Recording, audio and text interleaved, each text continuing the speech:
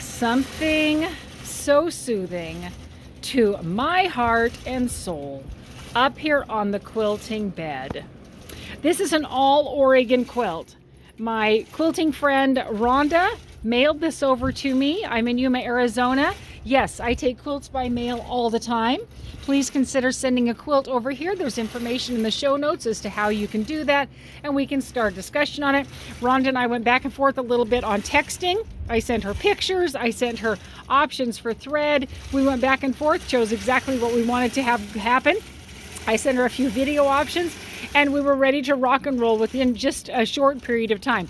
Ultimately, she decided on my fabulous blue-green variegated right there, which I am all about. We did talk about trying to get more of a fall color in here, but the more we played with it, the more it didn't work well with the center section of the quilt. And of course, we need something that coordinates with all of it. We also talked about doing a separate border design, but you know, the thing is, it wasn't even going to show. There's so much fabulous activity with the fabrics. It really wasn't even going to show. So let's just keep it the way it is and move forward.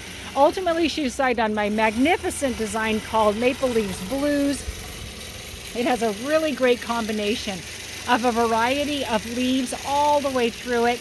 And because again, there's so much on the quilt, we determined obviously nothing is going to show in design or color really well. Yes, there are some colors that would pop more, but we didn't want it to have pop as much as that. So we've ultimately decided to go with that. She's using my batting.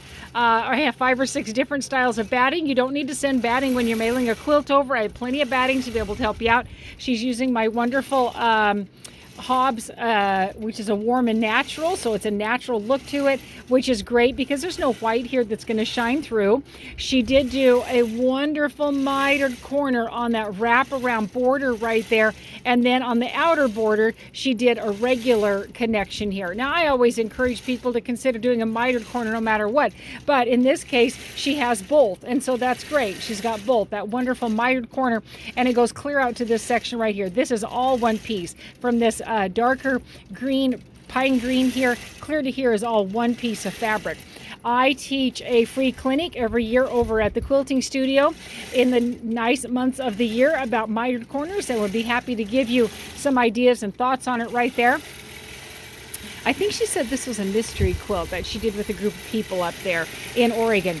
Love myself some Oregon.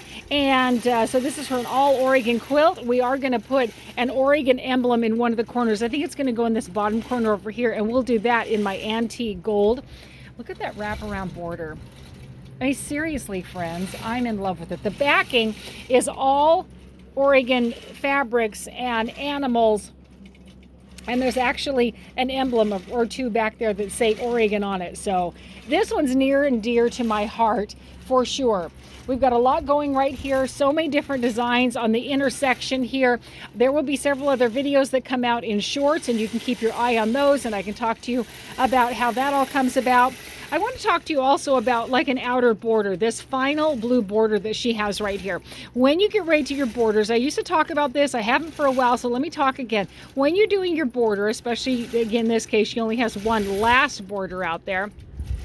You can see that she has the triangles right here and then this last border. You're going to want to measure and determine how big that's going to be by measuring someplace from the intersection of the quilt. So in this case, she would measure from this outer triangle clear over to the outer triangle there over on this side. Measure that 3 times, 3 different locations. Add that up, divide by 3, then cut the border and pin it on in the center, on the edges, and stitch it on. Do the same for the edges right here. So that's how you're going to want to determine your border ultimately. Otherwise, you can have a wavy, wonky border because it isn't prepped for the quilt itself. It's just starting to be stitched on. The other thing I wanted to show you is I was able to run this long way. She has 2 seams in the back right here. And in order to make the back big enough, so grateful that she did that. That's fantastic. So I have lots of backing fabric. If possible, I always love running the quilt long way here because it means less rolling for me. Now, that means that the front and back have to mesh. Neither one of them can be directional in one way or another that doesn't mesh this way. It does have to mesh. Yes, it could be directional both going this way, but that has to be an awareness.